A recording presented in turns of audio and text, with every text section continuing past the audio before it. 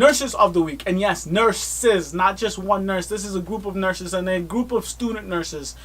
They are nurses. They're in school to be midwives, but these nurses have done something that I thought was super self-aware and thoughtful of them. Right? It's super.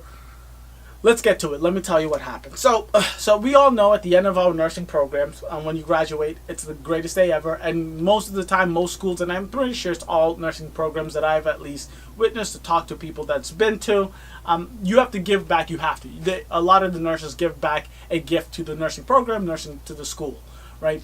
And these nurses at the University of Pennsylvania decided to give back a scholarship. And this scholarship was specifically focused for midwives, nurses that want to become midwives, but they were nurses of color. I think this is super important. So let me just give you a little bit of background. So University of Pennsylvania Nurse Midwife Program, they created a scholarship for midwives of color. So the nursing graduate Catherine Nunez, who is one of the very few nurses of color in the graduating class that is giving this gift, said the point of the scholarship is to address the fact that over 95% of midwives in the U.S. are white, whereas the people they care for, the majority are people of color, poor people, and immigrants, LGBTQ members. But it is important for nurses who want to become midwives, for all nurses who want to become midwives, to at least have the opportunity. Because number one, we know that school in general is super expensive. Becoming a midwife is a graduate program, So it's even more expensive. Yes, you might be able to work as a nurse, but these programs are super difficult, very difficult. So working full-time or making enough money, especially if you've been a nurse for a little bit and you have a family and things that you have responsibilities, paying for school is impossible. So I love what they're doing, okay? But with all that being said, let me give you a little bit of background on what midwives used to be before it was a very restricted and controlled profession. It used to just be, let me tell you.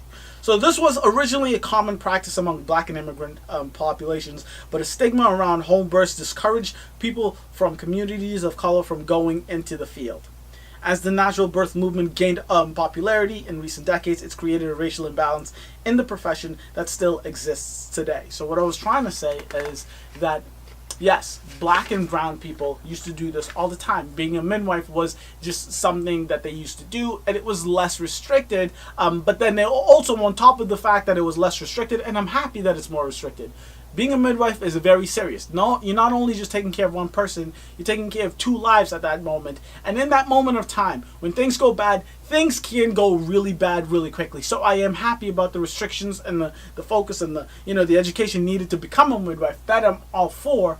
But the bias that happened after, the stigma that was put on having black and brown people come to your house and do these live births, home births, discourage a lot of people of color going into the profession.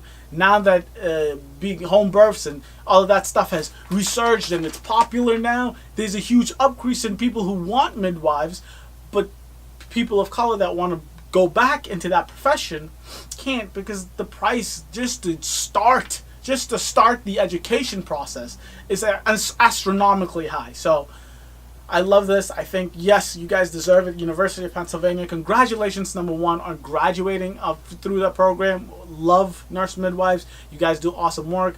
L&D is my goddamn goal. I say that every single week. And then number two, great gift. We gave my graduating year, we gave a gift. We gave an extra vagina. It was just a fake vagina for, catheters and stuff. This is much more thoughtful than a vagina. Okay.